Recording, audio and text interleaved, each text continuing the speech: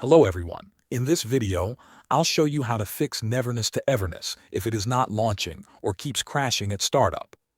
The first thing you should do is run the game as an administrator. Find the main game executable file on your desktop, right-click it, and select Properties.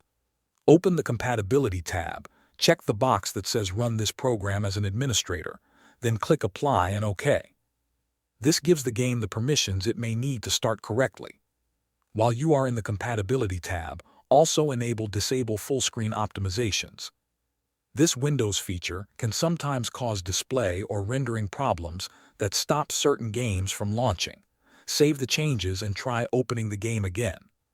If the game still will not start, check your antivirus software.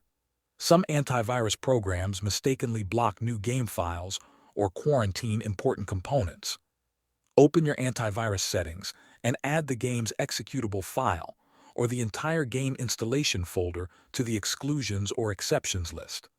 After doing that, launch the game again. If none of these solutions work, perform a clean reinstall on an SSD if you have one. Uninstall the game completely, restart your computer, and then install the game again on your SSD instead of a hard drive. Thanks for watching.